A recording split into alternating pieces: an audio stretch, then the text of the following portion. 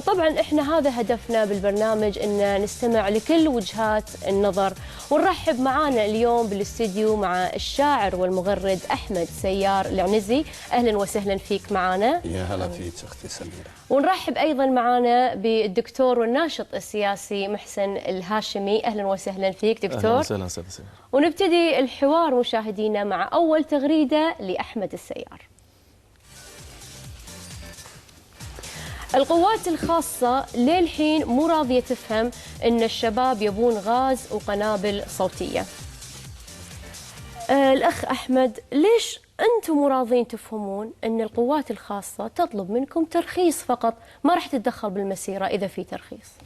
طبعا أول شيء مساء الورد، وثاني شيء أنا أحب أمسي بالخير على جميع مشاهدين قناة الراي وأنت وأخوي أبو هاشم. الله يسلمك.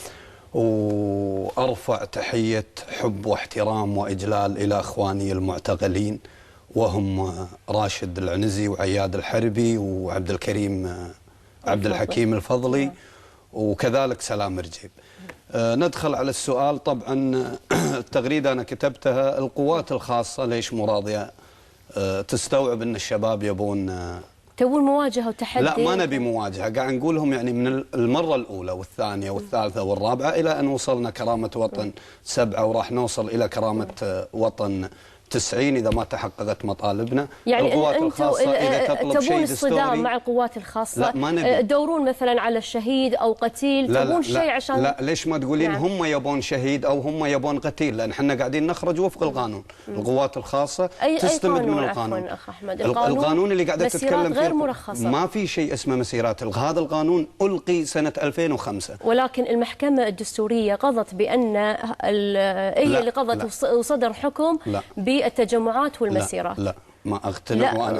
وانا اقول لك هذا القانون ولد في مجلس غير شرعي مراسيم ضروره سنه 1970. نعم. وهذا القانون مشت عليه الحكومه الى ان المحكمه الدستوريه ابطلته في سنه 2005. طيب اذا شو المانع يعني الحين لما اسقط مجلس 2009 راحوا بساحة الإرادة وانترست ساحة الإرادة، يعني شو المانع أن تروحون تردون على ساحة الإرادة؟ يعني الحكومة تقر على ساحة الإرادة. اي طبعا ما اعطتكم ساحة الإرادة. زين ليش سكرت ساحة الإرادة قبل شهر وقبل سنة وقبل سنتين؟ والدليل أننا رحنا لساحة الصفات ورحنا ساحات كثيرة. ليش سكرت ساحة الإرادة؟ الآن الحكومة تقر أن ساحة الإرادة تعالوا، لكن الحكومة تعمد تعاند وتستفز الشباب لأنها قاعدة تمشي دون قوانين ودون.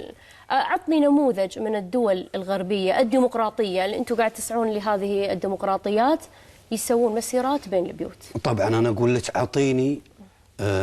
أعطيني شعب مثل الشعب الكويتي رفع شعارات ضد الحكم أو ضد الأسرة، أو رفع شعارات أو على كما تدعي الحكومة تكسير أو كسر أو اعتداء على رجال الأمن. احنا القوات الخاصة قاعدة تقذف القنابل والدخانية وقاعد يصابون من الشرطة، والشباب هم شوف العين يعني، والكاميرات موجودة اللي قاعد يشرب الشرطي واللي قاعد يسعف الشرطي وقاعدين. احنا نشوف التغريدة هذه للدكتور محسن اللي كاتب فيها لوزير الداخلية: كيف تتوقع يا سعادة الوزير من المواطنين التزام قوانين المرور مثلا وهم يشاهدون دوريات الداخلية تكسر والشوارع الرئيسية تغلق دون أي تدخل منكم؟ لما الداخلية تستخدم الحكمة والتريث في المعاملة مع المتظاهرين وتتفادى الصدام، أنتم تحرضون الداخلية تبونها تعتدي على شباب كويتيين، تبونهم يموتونهم يعني؟ لا أبدا. اولا شكرا جزيلا استاذه سميره، شكرا قناه الراي على الاستضافه. نعم. احنا عندنا مشكله ان اكو كثير من المفاهيم المغلوطه. نعم. طيب يعني مفهوم الحريات، مفهوم حق التعبير، مفهوم الكرامه، حتى هذه مفاهيم اذا نبي نطلع حق الدول الغربيه. معنا الشاعر وسمي نفسه شاعر الكرامه. والنعم، ولكن احنا خلينا نتفق على اشياء ما يخالف. زين احنا لما نروح حق الدول الغربيه اللي بدات منها هذه الاشياء اللي احنا اصلا نضرب فيها المثال مثل ما انت تفضلتي تو. تعال احنا لما نتكلم عن المسيرات، زين المسيرات على الاقل انا اتكلم عن المكان الان يدرس فيه عن ايرلندا وبريطانيا، المسيرات يجب ان تكون مرخصه حسب ما افهمه بالقانون الكويتي، وانا مو قانوني زين، ولا اتصور اللي على الطاوله المستديره قانونيين، ولكن هذا اللي نفهمه، انا اللي افهمه ان اللي اسقطت المحكمه الدستوريه هو حق التظاهر مو حق المسيره، هذا اللي افهمه. طيب ان هنا اختار وهناك لا، يجب ان تتقدم بترخيص، والدليل ان الاخوه الجماعه اصلا قدموا ترخيص في يوم من الايام، هذا أو ثانيا. ثالثا انا اعتقد ان المسيره في اللحظه التي تخرج فيها عن القانون، خلي المسيره في حد ذاتها، المسيره طلعته في اللحظه التي تخرج فيها عن القانون هي خرجت عن نطاق السلميه. موضوع السلميه انتفى، المسيره في اللحظه اللي تصير بين البيوت هي خرجت عن نطاق السلميه. مو السلميه معناتها انا ما اطق اللي قدامي، السلميه معناتها الالتزام بالقانون. انا اروح اطلع مسيرات بين الناس بعدين ازعل من الداخليه ليش طقتني، هذا جزء. طيب لذلك تطالب وزاره الداخليه بانها تستخدم العنف على المتظاهرين؟ ابدا، هذا الكلام مو صحيح. نعم. يعني واحنا عتبنا كبير لما كسروا الدوريات شو المطلوب منهم؟ هنا نقاش مختلف. الان انت مره الداخليه تبي تستخدم تكتيك جديد مع المظاهرات. نعم. وهنا في التفاته لطيفه انا ودي حتى ابو عبد المحسن يشرح لي اياها، زين؟ بس الحين قبل لا اوصل لها، انت الداخليه تبي تستخدم تكتيك جديد. اللواء طراح شال لواء التهدئه وقام اتصل على الشباب واتصل على احمد سيار تحديدا اذا ماني غلطان، كلمني شخصيا وقال ان احنا ما راح نتعرض لكم. طيب الان انت طبعا بغض النظر عن تخبط الداخليه، والداخليه قالت لا احنا راح ندخل، بعدين قالوا لا، بعدين عمليا ما تدخلوا. طيب انت ما تتدخل لما الناس قاعد تمشي، لما الناس تعبر عن رايها بسلميه، بس لما الناس تصك شارع رئيسي انت دخلت في مرحله مختلفه. هنا الكلام تغير. انا مو قاعد احرر، انا ما اقول لك روح طقهم، حتى لو سكروا الشارع الرئيسي ما اقول لك طقهم، هذا الطقه كلبشه وتحطه وتحقق وياه. يا رجل انت تعطل مصالح الناس شيء، انت تذهب للتعبير عن رايك شيء اخر. نعم. لما انت تجي دوريه تابعه للدوله عشان راح نطلع بفاصل. زين انا بقول له انت ضد مسيرات المناطق؟ طبعا. زين الحكومه اول ضربه استخدمت الضرب وين؟ بمسيره كرامه وطن، وهي كانت في شارع الخليج. ما كانت مرخصه. لحظه هو زين عفوا احمد، شاركت بالمسيره المرخصه؟ شاركت فيها؟ شوفي مسألة مرخصة مو مرخصة، شوفي حنا يعني 150 ألف اللي قاعدين يخرجون. الناس الزعلانة 150 ألف الأعداد، مو الأعداد اللي يقولونها.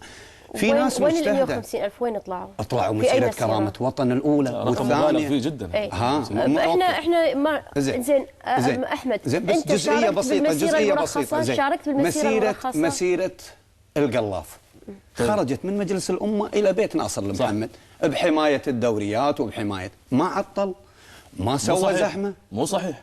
شلون مو صحيح؟ اللي سووه مو صحيح. زين كلامك سليم، كلامك سليم.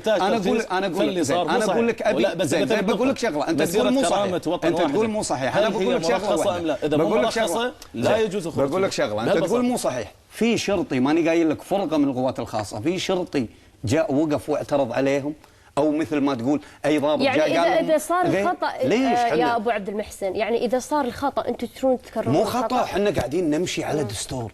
الحكومه متخبطه والدليل الطراح اتصل علي وقال راح نحميكم، راح نطلع والداخليه راح نفت نطلع وما جت. يا استاذ احمد راح نطلع باول فاصل ونرجع لكم مشاهدينا.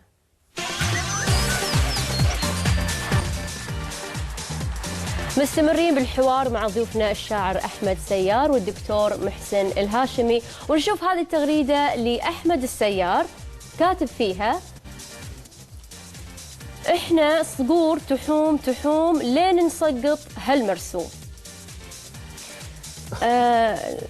أخوي أحمد، كنتوا في أروقة المحكمة في محاكمة البراك، وصارت شيلات وأشعار أثناء المحاكمة وقتها، تعتقد إن هل هذا دليل على احترام القانون؟ هل هذا صحيح في دولة قانون إنه يصير كذي في أروقة المحكمة؟ نعم، أول شيء يعني الامتثال والاحترام للقانون. لما يبلغ الشخص سواء بتكليف أو كذا ما يبعد عن القانون أو يقول أنا ماني جاي أو أنا على راسي ريشة مثل ما يسوون البعض. نعم. حنا يعني مسلم البراك وغير مسلم من الشباب قاعدة تعلب لهم التهم وقاعد يحضرون.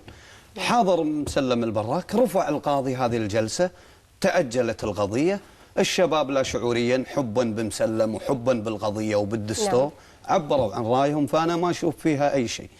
انت ما تشوف ان هذا مو احتمال او ممكن انه ياثر على راي القاضي اللي تسوونه في المحكمه؟ لا، اذا القاضي يقرا بمزاجيته او احمد سيار او الشباب وما يطالع القضيه واحداثيات القضيه، هذه مشكله طيب كبيرة. انت قلت احنا لين نسقط هالمرسوم، حنا صدور نحوم. اي، فلنفرض جدلا ان المرسوم اسقط من الشارع.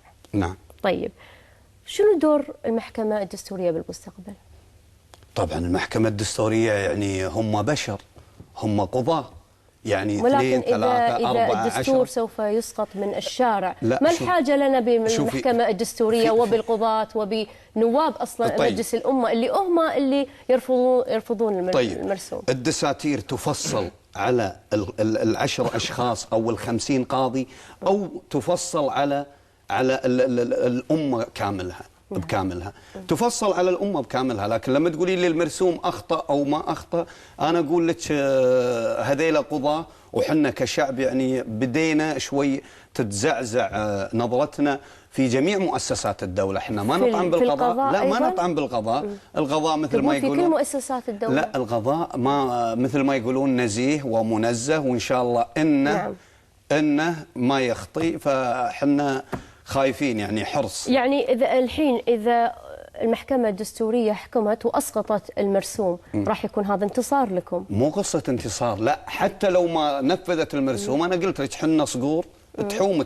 يعني حتى تحوم. راح تستمرون بالمسيرات وتستمرون؟ لا، حنا صقور تحوم، يعني خلصنا القضية هذه. عندنا قضايا على مستوى البلد ما كتف جناحي وأقعد، لا، في أمور يعني كثيرة البلد مقبل يعني راح ترضون بأي حكم يصدر من المحكمة الدستورية؟ طبعا إن شاء الله نحسن الظن، ومثل ما أحسننا الظن بالقضاء نقول إن شاء الله المحكمة الدستورية قرت الأخطاء أو الأمور اللي قاعدة تصير مو بصالح الوطن والشعب. مبين بإجابتك أن لو ما راح تسقط هذا المرسوم ما راح ترضون لا، بالحكم. عاد أنا أعتبره، أنت قلت أنا أحترم القضاء، أنا أعتبره منك اتهام، بس أنا أقول لك يعني الشعب كله مو راضي. وأنا يعني شوفي، أنا لما أقول الشعب ماني قايل كله، بقول الأكثرية، وهم يسموننا احنا الأغلية. أنت أحمد سيار لو أقول لك أستأذنك تصيرين مذيعة ضيفة 30 ثانية وأنا المذيع، وأسألك أقول لك ما رأيك بالحراك الشبابي والمطالبات هذه، أنت شنو راح تكون إجابتك؟ وأنا أعرفك ما تجاملين لا أحمد ولا أي واحد. نعم، بس أنا هني دوري أدير الحوار. لا، أنا استأذنتك، ما أجاوب. أعرف رايك وأعرف راي الكثير، بس لا يا أحمد، الكثير يتحفظ للأسف على حساب المحاور المهني لا يقول رأيها الشخصي في أي برنامج. محاور أنا أعطيتك. احنا نشوف تغريدة لدكتور محسن الهاشمي، شو يقول فيها؟ أليس رموزكم من يشتمون الناس بمذاهبهم وأصولهم؟ أليس هم من دعوا للمقاطعة الاجتماعية وتلقون اللوم على مرسوم الصوت الواحد؟ احترموا عقولنا. هذه الرموز السياسية اللي تتكلم عنها لها قواعد انتخابية عريضة، ومنها الأخ أحمد السيار. وأنت الحين تدافع وايد عن مرسوم الصوت الواحد. هل حل القضايا الطائفية؟ أيضا في هذا المجلس انطرحت قضايا طائفية. يعني المشكلة بالمراسيم أم بالعقليات والثقافات؟ لا، المشكلة في الثقافة طبعا. أنا اللي قاعد أقول، أنا مو قاعد أدافع عن مرسوم الصوت الواحد، أنا قاعد أقول مرسوم الصوت الواحد ما له علاقة. هذا شيء موجود عندنا، على الأقل هو موجود على مستوى الأفراد أولا. ثانيا، ولأن إحنا بيئتنا فعلا هشة في هذه الأمور، في القضايا الطائفية والعنصرية وهذا الكلام، هناك من يحسن استغلال هذا الشيء. يعني لما يقوم يطلع واحد يتكلم عن الكرامة ومسيرة كرامة وطن ومن هالكلام، وأن احنا نبني وطن، واحنا نبحث عن الوحدة الوطنية، وأن مرسوم الصوت الواحد، هني كان الاعتراض، مرسوم الصوت الواحد ضرب الوحدة الوطنية. وهذا قبل 3 أيام طالع في ندوة نص ساعة يشتم فئة كاملة من المجتمع ويخونها بنقل مشوه للتاريخ، يشتم فئة ويضرب في ولائها ويطعن فيها. ليش دائما تمسكون أفراد ما تشوفون يعني 35 نائب ممتاز ماسكين لي نائبين يتكلموا بأمور طائفية؟ ممتاز. هني اعتراضنا احنا، هذا الحراك الذي لا يستطيع أن يصفي نفسه من هؤلاء النواب لا نثق فيه. أنا أتكلم، لاحظ احنا الحين أكو حراك شبابي واكو حراك، أنا أتكلم عن الرموز التي تخرج. نعم. هذين الرموز الذين نثق بهم، احنا في ناس نثق فيهم، احنا ما نجرم الجميع، نثق فيهم. كيف تسمح لهذا الشخص أن يعتلي حراكك الوطني؟ كيف؟ وإذا أنت ليس لديك القدرة أنك أنت تزيله، أنت ليس لديك القدرة على بناء بلد، لأن أنت مستعد تجامل لإسقاط مرسوم انتخابات، مستعد تجامل من يجرم، من يخون فئة كاملة من مجتمعك في سبيل أن أنت تحقق مكسب سياسي. ومو بس كذي، الآن إحنا نتفق كلنا، خلينا نقعد نتفق كلنا. هذا الشخص اللي قام وسب القبائل وسب قبيلة بعينها وقبيلة ثانية وقبيلة ثالثة، شخص، هذا مكان السجن ولا لا؟ نعم، هذا مكان السجن. نعم. ليش هذا اللي يسب الطائفة كاملة من مكان السجن؟ ليش على الأقل إذا أنت ليش حتى ما تقول كلمة عنه؟ أنا سألت أحد الرموز الكبار من المعارضة، ما أدري إذا يعني ما فيها شيء الكلام، ولكن قلت له هذا الكلام، قال إحنا قضيتنا حرب كبيرة، مشكلة عندنا ويا السلطة، ويجب بعد هذا الحرب سنلتفت إلى الأمور الجانبية. وأنا أقول هذا الكلام في مشكلة. منو هذا اللي قال لك هالكلام؟ أحمد السعدون. بنفسه أنا قلت له نعم. يا عم أحمد السعدون، إحنا نعم. عندنا مشكلة. إحنا عشان يكون إيقاعنا أسرع مع البرنامج نشوف التغريدة هذه لأحمد السيار. بعض نواب الأغلبية يبيلكم مرقوق ومحروق صبعه بهالجو الجميل، إيش فيكم بالعين العافية وصرتوا مثل الأرانب يوم اشتد الجو والموقف حسافة. هل هذا معناته أن الأغلبية تفككت؟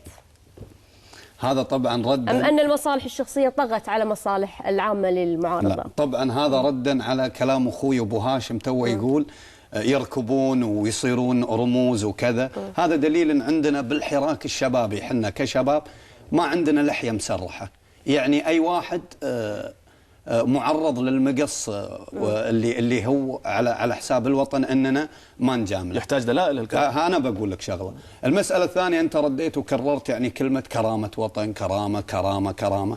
حنا هذا الاسم جاء بناء على كرامتنا، حنا الشخص يبحث عن كرامه، وحنا مثل ما قال الدكتور احمد الخطيب حنا جياع كرامه مو خبز، فحنا نبحث عن كرامه. المساله الثانيه لما تقول لي، انا اقول اسمه، يعني محمد الجويهل هو اللي ضرب القبائل، هل انسجن محمد الجويهل؟ انت تقول شتموا الطائفه طلع الشيعيه. في حكم الحين سجن 3 أشهر. متى؟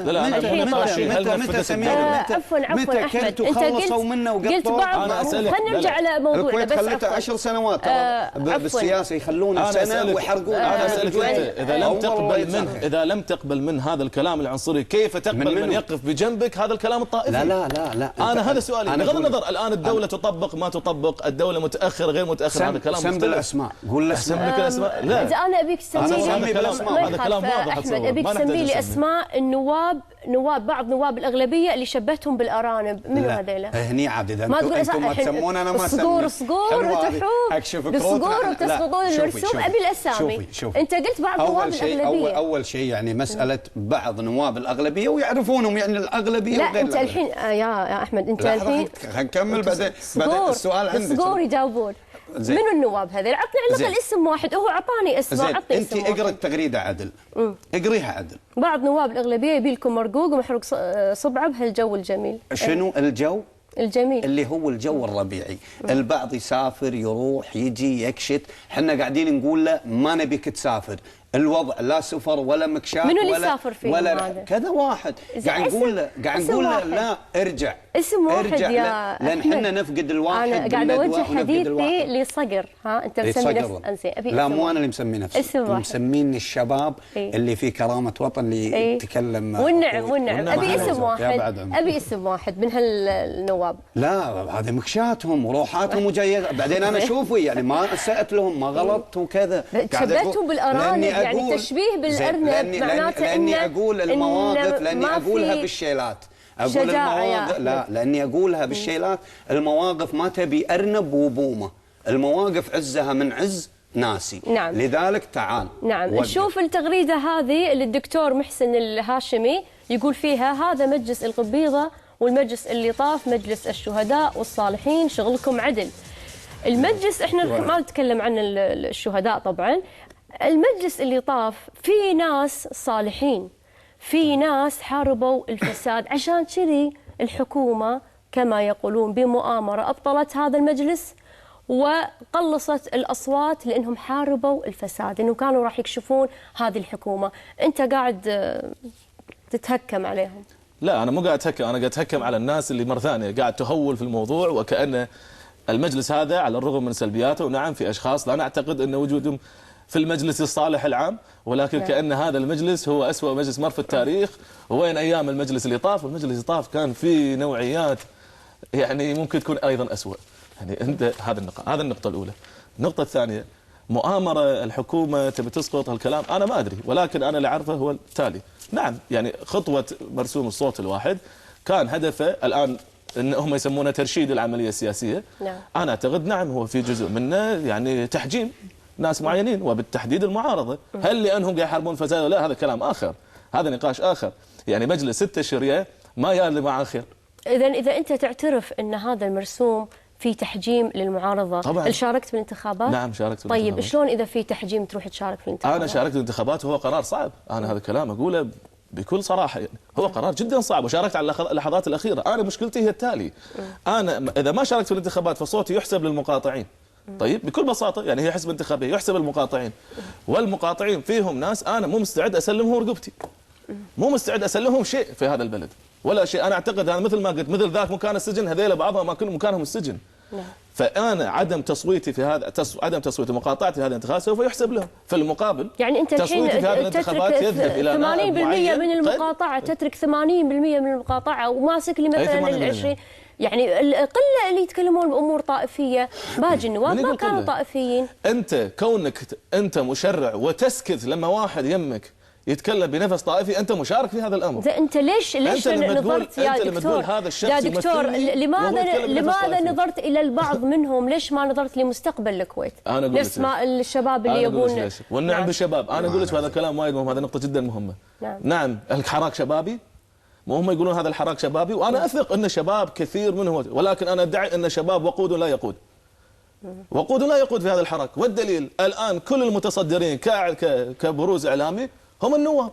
وانا اسال سؤال، اذا جت الحكومه فعلا تبي تقعد ويا الناس، تبي تتفق وياهم، تقعد ويا منو؟ منو الشباب اللي تبي تقعد وياهم؟ منو هذيلا؟ وين هم؟ لماذا هؤلاء الشباب، نرجع نقول لهم لماذا هؤلاء الشباب غير قادرين على تصفيه حراكهم ممن يتكسب على ظهورهم؟ هذيلا ربعي، البرتغاليه ربعي. انت قاعد تكسبون على ظهرك. هذا السؤال، ولكن بعد هذا الفاصل، فاصل مشاهدينا وراجعين. مستمرين مشاهدينا بالحوار مع ضيوفنا الشاعر أحمد سيار والدكتور محسن الهاشمي، ونشوف التغريدة لأحمد سيار العنزي اللي راح ترد فيها، أعطيك مجال ترد فيها على الدكتور. كاتب فيها: عزيزي المواطن، ايش رايك انا وانت نحسب كم مغرد ومغرده يعلنون حضور مسيره كرامه وطن 7، ويوم المسيره نطابق العدد عشان تعرف ان ثورتنا ثوره تويتر. يعني هذا احمد اعتراف منك بان الاعداد قلت، وان اللي بتويتر اللي يدار من الخفاء في هذا العالم الافتراضي غير موجود بالحقيقه. هل نلوم البعض لما يقول ان هذه المسيرات او الحراك هذا بالكويت من ايدي خفيه خارج الكويت؟ طبعا السؤال هذا انا ما ادري يعني شلون عقليه سميره تقول هذا السؤال. يعني هذا الكلام مردود عليه، والدليل يعني لو عندهم دليل صار لهم 2 و3 و4 الى الان ما جابوا دليل ولا راح يجيبون دليل. طيب شنو تفسر هالاعداد بتويتر اللي انت نفسك كتبت عنهم؟ زين انا بقول لك وبالواقع كل ما له الاعداد قاعده تقل، انت كاتب بالتغريده الثانيه. زين ليش تنظرون الاعداد تقل؟ ليش ما نظرتوا يوم الاعداد زادت؟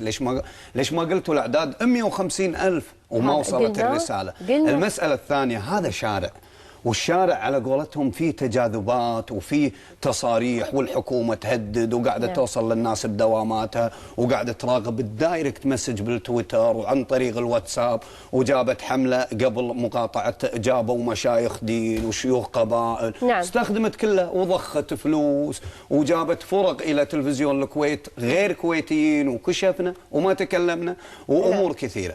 المسألة الأعداد تقل نفس البورصة، يعني هي المستوى على قولتهم ينزل يصعد ينزل يصعد، لكن عندكم قضيه حقيقيه. وين البورصه يا الحكومه قاعده تستخدم امورها، لكن انا اقول لك انا اراهن على الشباب، اراهن ان الحكومه هي اللي بالخندق وهي الخايفه. ليش؟ لان الحكومه ما عندها حجه، والدليل انا احمد سيار على قولتك مواطن، وحنا نقول للشيوخ والوزراء والاعضاء كلنا الكويت بيت واحد، اهل، ما بيننا خط، البيبان مفتوحه.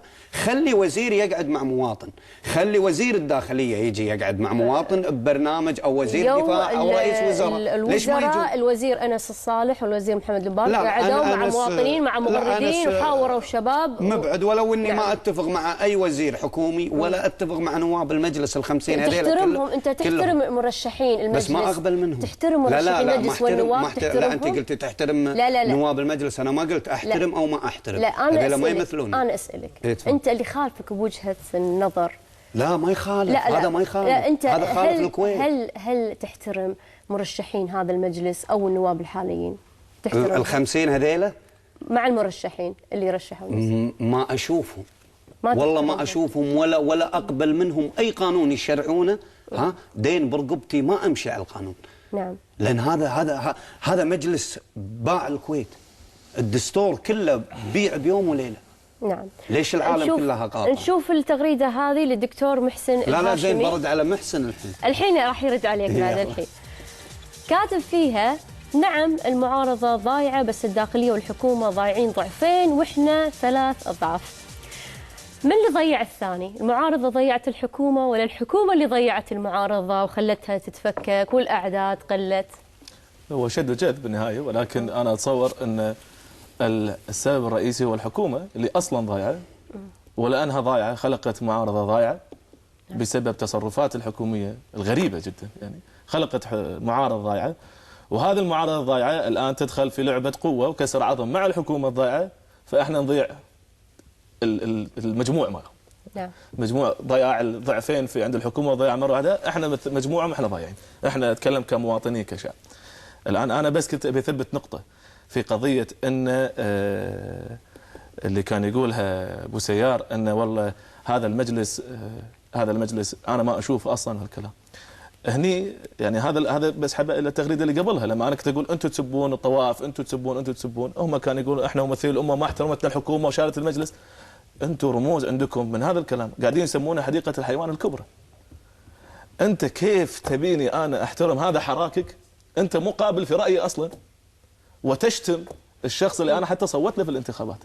هذه مصيبه. تفضل رد عليه. زين، انا بقول له اول شيء، هو يقول ضياع المعارضه وضياع الحكومه، انت تقر ان المعارضه الشباب والحكومه اثنينهم ضايعين. المعارضه الشباب والحكومه. الحكومه ضايعين. ايه زين، انت دورك كمواطن شنو؟ في اصامته؟ الى متى صامت؟ لا، من انت ليش صامت؟ انت ليش ما تكون صوت في وطنك؟ انا قاعد اتكلم. ادري. لا انت صنفت، مو لازم انزل الشارع عشان تكون انا صوتي يوصل. لا انت قاعد تقول ضياع المعارضه، الشارع ما قاعد يضيع. طبعا. الشارع قاعد يحقق مكاسب، والدليل هي مكاسب. زين، انا بقول المسيره وصلت الى مسيره كرامه وطن 7 والاعداد تتناقص، معناته هذه المسيره خل عنك الان الحكومه تغرى ولا ما تغرى؟ هالمسيره غير قادره على جذب الناس حتى. زين، الحكومه مطالبات غير جذب الناس. الى الان 7 مسيرات، العفو 7 مسيرات لم ياتي واحد من الشباب اللي نحترمهم جدا بمشروع وطني متكامل. مو متكامل. لا تأتي بشعار حكومة منتخبة وتنزل الشارع تكسر الدورية. انا بقول لك ليش ما الربط. انا بقول لك ليش ما يعني 7 صنايع 7 والبخت ضايع. هذا هو. لان جت كتل نيابيه واعضاء في مجالس سابقه وقدمت مشاريع ومنها التنميه، وما مشت الحكومه لان الحكومه تخاف ما تستحي على قولتهم. الان تقول لي الشارع فقد والمسيرات نزلت، ليش رئيس الوزراء الان يقدم حوار وطني؟ هذا الحوار انا سؤالي لك لما اقول لك لما يناقشون الحكومه راح يناقشون منو؟ الشباب ولا منو بيناقشون؟ الحوار الوطني اللي قبل 10 سنوات. راح نشوف هذه التغريده. لما تقولون نزل، معلش نشوف هذه التغريده عشان وقت البرنامج. نشوف هذه التغريده لأحمد سيار العنزي، كاتب فيها: البعض يتهمنا كشباب في التكسب في ظل هذه الأحداث التي تمر بالبلد، ونقولها بصريح العبارة: إن لم نشتهر اليوم لا نتشرف أن نشتهر في هلا فبراير. هلا فبراير يا أحمد مهرجان كما سوق عكاظ، يعني الكل يشارك فيه، وهو فرصة لتحريك السياحة والاقتصاد في البلد، وهو مهرجان يعني اختير وقته في عيد التحرير وجلوس الشيخ عبد الله السالم. أنت تقول هذا المهرجان ما يشرفك. أنا وجهة نظري مهرجانات هلا فبراير اللي قاعد تصير بهلا فبراير، مسرح هلا فبراير، ما تمثل الشعب الكويتي، لانها حفلات ماجنه. يعني قاعد تجيبون لي فنانات من اخر لا دين ولا عادات ولا تقاليد ولا الامور هذه. نعم. وقاعده وحنا عيدنا تحرير، عيدنا وطن، ما في على قولتهم نبي ناس تتكلم وطن، تتكلم عن الأسرى، عن الشهداء. بس ايضا هذا في هلا فبراير الاعياد الوطنيه يحرك السياحه بالبلد، ما يحرك. قاعد تقول لي اغاني ما ادري شنو تشتش وما ادري شنو. وين الشهداء؟ ليش ما يكون النصيب لهم؟ هلا فبراير عيد استقلال، عيد في فعاليات ايضا لاكثر من فئه. مو مسلطين الضوء، مخلينها اخر شيء، يمكن يحطوا لها اعلان بالصفحه الاخيره، يعتمد على ما تكون هد بالتلفزيون. يعتمد على اهتمامات الناس اولا واخيرا. واجد. لا ما اجامل. انا عندي اعياد وطنيه. انت متهم ايضا، انت متهم ايضا انك تدور النجوميه. زين. انت تدور النجوميه وتتباهى بعدد الفولورز. زين. شهداء الكويت والاسرى اللي قدموا للكويت، اجيب لي فنانه ولا فنان جاي من اخر الدنيا مركب له لحن ولا كلمتين يغني على ليلى او على فراق حبيبته. هذا التناسب معانا. هذا مهرجان، جزء منه مهرجان. احنا ما نبي ندافع عن هلا فبراير، ولكن هذا لان انا عندي مبدا غير، انا الزاويه اللي انظر لها زاويه غير. شنو ردك على اللي يتهمونك؟ وعلى فكره انت تدور النجوميه. ما عندي بدو حضر، الكل عندي بخلاط واحد. احمد عشان وقت البرنامج شنو ترد على اللي يقولون ان احمد سيار العنزي يدور النجوميه؟ زين، لا هذا على قولتهم انا اللي كتبت التغريده مو هم. انا قاعد اقول مثل ابو هاشم والاخواني من ابناء الكويت، قاعد اقول لا تعتقد اننا كذي، احنا قاعدين نقدم. انا الحين يمكن 12 قضيه علي اليوم، انا مو جايك من النيابه، انت مو محاتيه البرنامج، صرنا على قولتهم شنو؟ خطاك اللاشة، صرنا اطلع من الجنائيه العرس، اطلع من اليوم من المحكمه، من النيابه للغاء. المتى؟ ما انتم قاعد تعاندون القانون. ما قاعد نعاند، والدليل يجيبونه ما يلقون شيء، يقولون لنا توكلوا على الدكتور محسن الهاشمي يقول بمناسبة التشكيل الوزاري أهدي فريق الموالاة هذه المقولة العظيمة لأينشتاين: تعريف الغباء تكرار عمل الشيء نفسه مرارا وتوقع نتائج مختلفة. أولا، من تقصد بفريق الموالاة؟ الفريق اللي مع الحكومة على طول الخط، هذا فريق الموالاة. الآن من يضع نفسه تحت، من يدخل تحت التعريف هم أدرى بأنفسهم. من بالضبط منو الفريق اللي دائما مع الحكومة؟ أنت من قصد بالتشكيل الحكومي والموالاة؟ قصدت النواب الشيعة؟ لا، شنو علاقة؟ ما قصدنا النواب الآن هل بين نواب الشيعة من يدخل تحت هذا التعريف؟ طيب يدخل تحت هذا التعريف. هل بينهم من لا يدخل تحت التعريف؟ هذا بغض النظر هي تقسيم ما له علاقة بالطائفية. نعم. أو على الأقل مو مثل ما يتكسبون المجموعه، لان اسهل يقسم الناس، الشيعه مع الحكومه غير الشيعه خارج. وش اللي تقصده بتعريف الغباء؟ يعني تبيهم يصيرون معارضه بعد مناقصه. وشنو الغلط في المعارضه؟ اذا الحكومه غير قادره على اداء واجباتها يجب ان تقوم. نعم. احنا ضياع هذا البلد، انا قلت لك من البدايه احنا من السبعينات الى الان لا نتقدم خطوه بسبب ان الحكومه لا تقوم بعملها. الحين يعني اتفقتوا انتم الاثنين، انت واحمد، على ان هذه الحكومه خليه معي 5 دقائق بعد البرنامج تشوفينه طالع بمسيره كرامه وطن. آخر تغريدة لأحمد كاتب فيها: للأسف انتشرت ظاهرة سرقة واقتباس حسابات لبعض المغردين والمغردات المعروف عنهم الخلق والاحترام من أجل تشويه صورتهم أمام الجميع. أيضا يا أحمد، والحق ينقال، هم البعض الآخر اشتهر بنفس الأسلوب، من يقول واحد راية يبتدون بالطعن بالشرف على طول، وهذا للأسف هذه الممارسة من الفريقين. أول شيء أنا أشكرك على التغريدة هذه اللي هي أول تغريدة على قولتك اخترتيها لي، مختار الضد. طبعا هذه ظاهرة ونتبرأ منها والجميع يتبرأ منها. طبعا في أسامي محترمة على مستوى تويتر وغير التويتر قاعدين يسرقون حساباتهم ويدشون يسبون على أساس يقولون سميرة هي اللي سبت. تطور الأمر هذا إلى نقطة يعني صاروا محترفين بالسرقات، مو بس انكشفوا أن الحساب هذا مثل سميرة ذا سبت يدش الشخص يشيك، لا سميرة ما تسويها وإن شاء الله أنك ما تسوين. أكيد. فقام يتربص يسرق حسابك وصورتك ونفس كل شيء، فينطر أي واحد يسأل سميرة يرد هو اللي سارق حسابك يرد ويشتم. طيب هذا يا أحمد يخليها يعني بالملي. هذا التصرف يعني من الأغلب للأسف. شت تقول لهم كلمة اللي لا هذا على قولتهم أطوفة وجهه له، يعني بس بداية بعدين العالم تكتشف وعلى طول بلوك وريبورت. نشوف التغريدة هذه للدكتور محسن الهاشمي كاتب فيها: حقوق البشر قضية غير قابلة للمساومة، عيب نتكلم عن حقوق الإنسان ولدينا آلاف البشر نرفض إعطائهم أبسط حقوقهم يا نواب لجنة البدون المستقلة. دكتور، يؤخذ على من الحقوقيين المعنيين في شؤون فئة البدون بأن أنتم قاعدين تنظرون الموضوع من المنظور الطائفي وليس العقلاني، ماخذتكم العاطفة، وهذه سياسة دول. يعني حتى في أمريكا وفي أوروبا في بدون، لا عاطفي، أنا قلت طائفي، عاطفي، آسفة، منظور عاطفي. طيب صح. كثر ما تكلمون عن الطائفية وهكتب بمنظور عاطفي.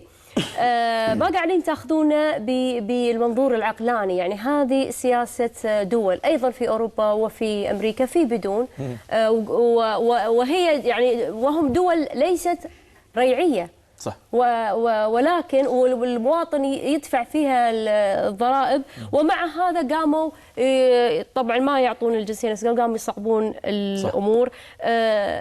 ما يعني نظرتكم هذه ليش وايد عاطفية؟ هل يوجد في أمريكا وبريطانيا الليجل إيميجرانتس اللي هم الحين بيسموه بدون؟ نعم. من سنة 70 ولا من سنة 60؟ هذا كلام غريب.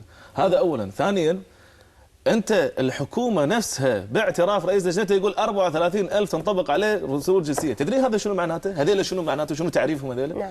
هذيلا كويتيين مسلوبين الحقوق، هذيلا مو بدون يستحقون الجنسية. نعم. هذا من يوم ما انولد أو من يوم ما كان بالكويت، من بدايته في الكويت هو كويتي. نعم. أنت من سنة ولادته ولا من سنة وجوده هذا أنت تحرمه من حقوقه. تيجي تقول لي بعدين هذيلا اللي خالصين منهم تنطبق عليهم الآن غيرهم فيها نظر. نعم. احنا نتكلم عن مأساة حقيقية قضية البدون، قاعدين تسكر عليها في كل مكان. وليش؟ شنو السبب؟ شنو اللي بتوصل له؟ احنا مو قادرين نفهم. احنا ما قاعدين نقول، احنا قاعد نتكلم عن ناس اهلنا ربعنا، مو قاعد نتكلم بقضية عاطفية. نعم. قضية حقوقية شرعية قانونية بحتة. نعم. رجل يستحق حقوقه انت سلبتها. نعم. منه. صلت الفكرة دكتور. نشوف فقرة الهاشتاج. أنا يعني اعذروني وقت البرنامج وايد قصير. هو يعني الكمبيوتر راح يختار هاشتاج للضيوف ويعلقون عليه باختصار. ونشوف أول هاشتاج لأحمد السيار. أول هاشتاج: يا أبو ناصر يا عزنا وفخرنا. شو تقول بهالكلمة بهالهاشتاج هذا لسمو الأمير؟ الهاشتاج شنو؟ يا أبو ناصر يا عزنا وفخرنا. نقول يا أبو ناصر ويا عزنا ويا فخرنا. يعني هذه مردودة على بعض الإعلام الفاسد اللي نعم. اللي يصور مو أبو ناصر، يعني يصور إن ضد الأسرة، لا. هذا على قولتهم على النية. بعد الحين يقولون الكمبيوتر ويا أحمد سيار. نعم. يعني إذا يعني الله أعطاناها على النية. نعم. نشوف تغريدة هذه للدكتور. الهاشتاج لخبطتوني. نشوف الهاشتاج: مؤتمر المانحين. مؤتمر المانحين اللي راح يعقد بكرة لدعم اللاجئين السوريين والقضية السورية، شو تقول فيه؟ نعم، هي قضية إنسانية ويجب أن الكويت تكون سباقة في هذا المجال. نعم، يجب دعم الشعب السوري كشعب سوري بدون الدخول في خلاف طائفي، في خلاف عنصري، ولا نكون محضر خير. نعم. داخل هذا للأسف هذه المأساة اللي قاعد تصير في سوريا. يجب أن لا ندعم بسلاح، يجب أن لا ندعم بحرب، يجب أن لا ندعم بإراقة دماء، ولكن هذا الإنسان البسيط السوري المسكين اللي مقطوط على الحدود في هذا البرد يجب دعمه. ويجب أن أنت تشارك في رفع الظلم عنه. نعم. احنا عشان الوقت خلص، نبي نسمع منك يا أحمد شعر على هالحوار هذا. طبعا أنا قبل لا أجي خرعوني. قالوا لي سميرة وسميرة ويا ويلك ويا ويلك. بالعكس أنا لقيتك باغة ورد. ما قصرت، هذا لأنك متفهم لطبيعة الحوار يا أحمد. تفضل. تفضل. يقول وطن. طبعا احنا ما عندنا غير وطن، لا عاطفة ولا غزل ولا. نعم. يقول وطن وان شفت بعيونك سواد من ظلام جاك. وطن وان شفت بعيونك سواد من ظلام جاك. تكحلت السواد ويا عسى الله يطيب عيونك. وطن مجروح ما تعرف صديقك من نفاق أعداك، ولكن بكرة تعرفهم على أول ريح يبيعونك. وطن مجروح ما تعرف صديقك من نفاق أعداك، ولكن بكرة تعرفهم على أول ريح يبيعونك. إذا غيري أخذ وردك أنا جيت آخذ الأشواك، وإذا غيري طعن قلبك أنا جيت آخذ طعونك. مثل طير بنى عش المحبة يصدح وغناك، يجي يوم ويروح الطير يبقى العش بغصونك. إذا غيري أخذ وردك أنا جيت آخذ الأشواك، وإذا غيري طعن قلبك أنا جيت آخذ طعونك. مثل طير بنى عش المحبة يصدح وغناك، يجي يوم ويروح الطير يبقى العش بغصونك. وطن أفداك يا موطن تواريخي، وطن أفداك، وطن أفداك يا موطن تواريخي، وطن أفداك. مثل أحرار تتنفس على أرضك لأجل يفدونك، مثل شهم رمى عمره يدور بالمعزة رضاك، ويا كثر الرجال اللي تعز انت ويعزونك. مثل شهم رمى عمره يدور بالمعزة رضاك، ويا كثر الرجال اللي تعز انت ويعزونك. إذا طاحوا وقفت انت بشموخ يطاول الأفلاك، وإذا طحت بشموخ يجون على العليا يحطونك. أحبك والمطر يركض يلوذ وسط حماك، رمى عمره يبللك وتعلق داخل ردونك. أحبك كثر ما يسجد جبيني من على رمضاك، أحبك كثر ما مديت خيرك قبل ينادونك. أحبك كثر ما يسجد جبيني من على رمضاك، وأحبك كثر ما مديت خيرك قبل ينادونك. سهرتك قمرة وعيوني تكون القمرتك شباك، وإذا طلت صباحاتك على عيوني يشوفونك. وطن أهواك وكل عمري يغني يا وطن أهواك، وطن أهواك وكل عمري يغني يا وطن أهواك. يصير العمر دفترك الأصيل وقلبي يلحونك. وطن قيدي وإذلالي وحبسي يهون بس رضاك. مهم منك تكون بخير حر ولا يسجنونك، مهم منك تكون بخير حر ولا يسجنونك ولا يحبسونك. صح لسانك، صح لسانك، ما قصرت، تسلم. احنا قبل لا نشكر ضيوفنا نطلب منهم تغريدة بعد اللقاء نعرضها لهم بالحلقة القادمة. شكرا للدكتور محسن الهاشمي وشكرا للشاعر أحمد سيار، ونشوفكم مشاهدينا بعد الفاصل.